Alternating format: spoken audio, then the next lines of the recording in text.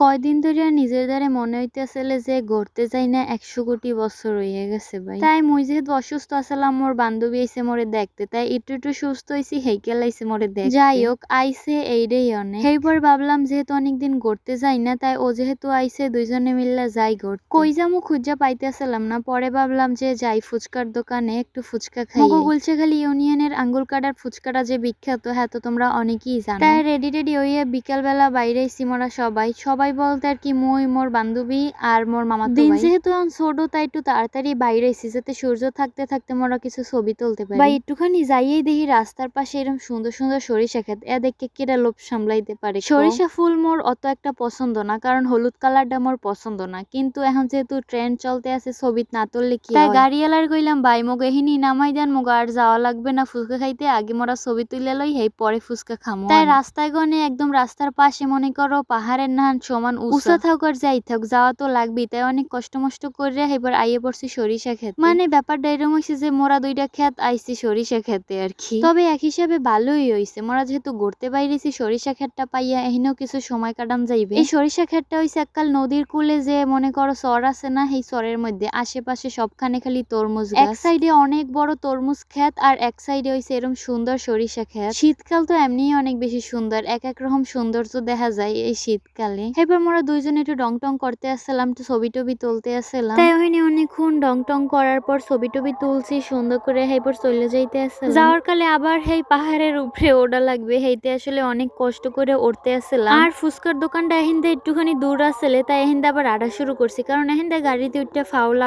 এবার সবাই মিলে গল্প করতে আসছিলাম, আটতে আসছিলাম, ছবি তুলতে আসছিলাম, মানে আটতে আর কি যাইতে আসছিলাম। পরে এখানের এই দৃশ্যটা দেখো তোমরা কত বেশি সুন্দর, মানে এককালে ছবিতে যেরকম আঁকা থাকে না, একদম ওইরকম সুন্দর। এরপরে এই তো আইয়া পড়ছি ফুচকার দোকানে, আর এহিন্দা অনেক সুন্দর দৃশ্য দেখা যাইতে আসলে, মানে ফুচকার দোকানের মধ্যে দেখো জানলা আছে, হেন্দা সুন্দর করে দেখা যায় আর এরপরে হেন্দা ফুচকা টুচকা অর্ডার দিয়ে দিছি, অর্ডার দিয়ে একটু সামনের একটা সুন্দর রাস্তা আসলে হেইনে গেছিলাম। এখানের দৃশ্যটাও কত বেশি সুন্দর দেখো। এরপরে হেইনে একটু ছবি টবি তুলছি, আডাআডি করছি। এবার ফুচকা বানানো হয়ে গেছে, পর মগো ডাক দিছে, এবার তাড়াতাড়ি করে দৌড়ে আইছি, কারণ মগো পছন্দের ফুচকা বানাইছে ভাই। এরপরে এখানে বই অনেক মজা করে ফুচকা গুলারে খাইতে আসলাম ভাই। এখানের ফুচকা আমার অনেক বেশি পছন্দ। এখানের ফুচকা যারা খাও নাই, হেরা যদি একবার খাও হেলি তোমরা ফ্যান হয়ে যাবা এখানের ফুচকার, এত বেশি মজা বিশ্বাস করো। এরপরে এখানে ফুচকা খাওয়া শেষ করে ভাবলাম যে বাজারে যাবো, বাজারে যাইয়া বাজারের অনেক মজার একটা ঝালমুড়ি আছে, সেই ঝালমুড়িটা খাবো। এরপরে গাড়িতে উঠে আইয়া পড়ছি বাজারে, আইয়া ঝালমুড়ি অর্ডার দিয়ে দিছি। মুগো পেট তো এমনি ফুচকা খাইয়ে বড়া, এবার আবার দিছি ঝালমুড়ি অর্ডার। এখানের ফুচকাটা যেরকম মজা, এখানের ঝালমুড়িটাও সেরকম অনেক মজা, কিন্তু এখানের ফুচকা গুলা মজা না। এরপরে এখানে একটুখানি খাইয়া ঝালমুড়ি পেট